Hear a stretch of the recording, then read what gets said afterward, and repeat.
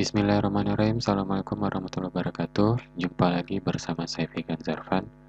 Pada kesempatan kali ini saya akan memberikan informasi singkat terkait tentang materi relativitas, terkhusus pada bagian transformasi Galileo. Kita masuk pada bagian yang pertama, yakni kita harus terlebih dahulu mendefinisikan secara pasti tentang apa itu gerak. Oke, secara definisi, gerak merupakan perubahan posisi benda terhadap titik acuan tertentu. Di sini saya ingin menekankan bahwa terdapat suatu kata kunci di sini terkait tentang gerak, yakni adanya titik acuan tertentu. Untuk memahami terkait tentang titik acuan itu sendiri, saya akan memberikan beberapa ilustrasi sederhana. Yang pertama, kita lihat pada gambar ini, terlihat ada dua buah objek ya, yakni ada mobil dan ada orang yang sedang berdiri di pinggir jalan. Apabila mobilnya bergerak, maka orang yang di pinggir jalan tersebut akan melihat bahwa mobil itu bergerak, mendekati dan menjauhinya. Namun, apa yang terjadi apabila kita meninjau dari posisi orang yang berada di dalam mobil? Nah, apabila kita berada di dalam mobil, maka kita akan melihat bahwa oranglah yang bergerak, mendekati dan menjauhi kita. Nah, dari sini timbul perbedaan siapa yang benar. Hal ini mengatakan bahwa ternyata gerak itu sifatnya relatif. Relatif terhadap apa? Relatif terhadap kerangka acuannya masing-masing. Pada gambar yang di atas terlihat bahwa mobil itu bergerak menurut kerangka acuan orang yang berdiri di pinggir jalan. Tetapi menurut orang yang ada di dalam mobil, bahwa orang tersebutlah yang bergerak mendekati dan menjauhi mobil tersebut menurut kerangka acuan mobil. Setelah kalian memahami terkait tentang definisi gerak terkhusus pada kerangka acuan, sekarang kita masuk pada inti dari transformasi Galileo itu sendiri. Terlihat pada gambar ini ada dua buah orang yang memiliki kerangka acuan yang berbeda.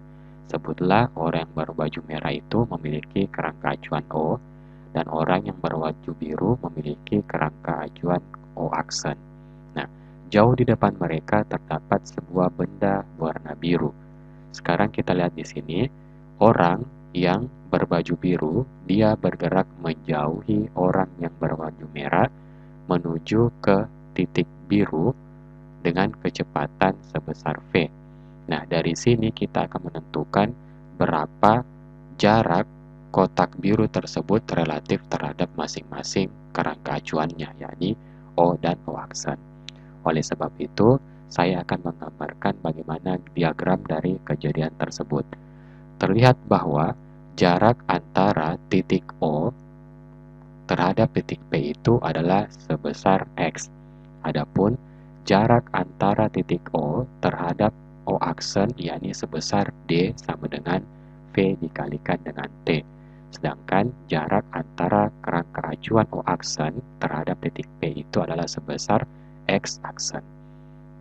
Dari ilustrasi ini kita akan mencari posisi koordinat P atau posisi titik P terhadap masing-masing titik koordinat yakni O dan O aksen.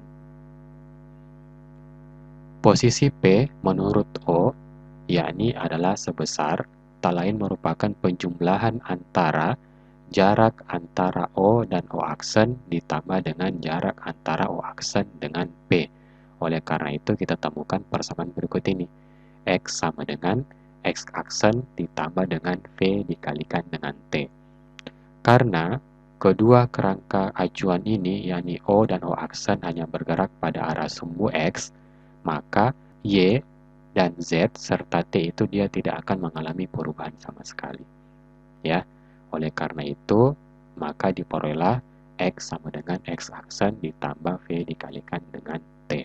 Karena kita sudah menemukan posisi titik P menurut orang yang berada di koordinat O, maka kita bisa menentukan persamaan kecepatan dari benda P apabila dia bergerak menurut orang yang berada di koordinat O, yakni Vx sama dengan Vx aksen ditambah dengan V, di mana Vx ini merupakan kecepatan benda P relatif terhadap titik O, dan Vx aksen ini merupakan kecepatan titik P relatif terhadap orang yang berada di koordinat O aksen. Sedangkan V ini sendiri merupakan kecepatan dari koordinat O aksennya. Kemudian kita akan meninjau kembali bagaimana posisi P menurut orang yang berada di koordinat O aksen. Nah, berdasarkan ilustrasi ini, maka kita dapat melihat bahwa posisi P menurut orang yang berada pada koordinat O aksen ini adalah X aksen. Apabila kita menghubungkan besaran-besaran yang berada dalam gambar ini, maka secara sederhana kita dapat melihat bahwa X aksen merupakan hasil pengurangan antara X dikurangi dengan V dikalikan dengan T. Oleh karena itu, kita peroleh persamaan berikut ini. Karena O dan O aksen hanya bergerak pada sumbu X ya, dan X aksen, maka sumbu Y dan Y aksen maupun sumbu Z dan Z aksen serta T aksen dan T-nya itu dia tidak mengalami perubahan. Oleh karena itu yang berubah hanyalah koordinat pada sumbu X-nya saja, yakni X aksen dan X. Sama seperti contoh yang di atas, apabila posisi dari P telah ditentukan, maka kita bisa menentukan kecepatan titik P menurut orang yang berada di titik O aksen. Dan persamaan tersebut dapat dituliskan ke dalam bentuk sebagai berikut, yakni Vx aksen sama dengan Vx dikurangi dengan V. Nah, dari sini maka kita peroleh persamaan transformasi posisi dan kecepatan Galileo. Apa yang dikatakan sebagai transformasi, yakni perubahan pengukuran terhadap kerangka acuan yang berbeda. Terlihat di sini, persamaan ini untuk mengukur posisi untuk orang yang berada di titik O, sedangkan X aksen merupakan persamaan untuk mengukur posisi titik P bagi orang yang berada pada titik acuan O aksen. Jadi, apabila kita ingin mencari transformasinya, cukup kalian mengubah tanda positif menjadi negatif, kemudian kalian menukarkan posisi antara X dan X aksen. Begitupun juga dengan untuk persamaan kecepatannya. Kalian hanya mengubah tanda positif dari kecepatan menjadi negatif, lalu kalian mengubah atau menukarkan posisi antara Vx aksen dan Vx.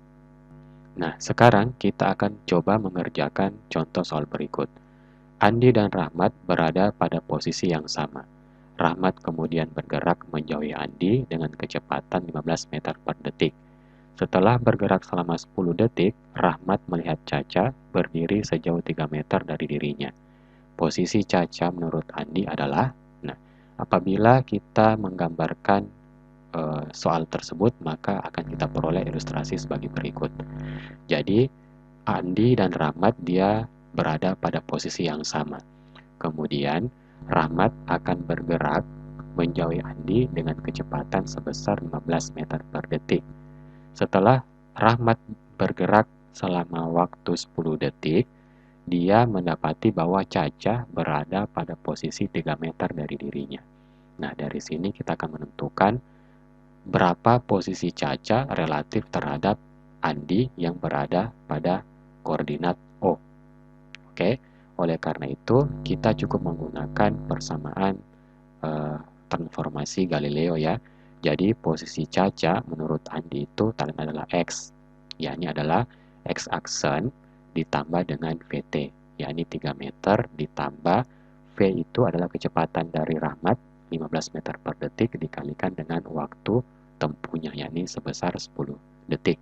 Oleh karena itu, kita akan peroleh hasil sebesar 153 meter.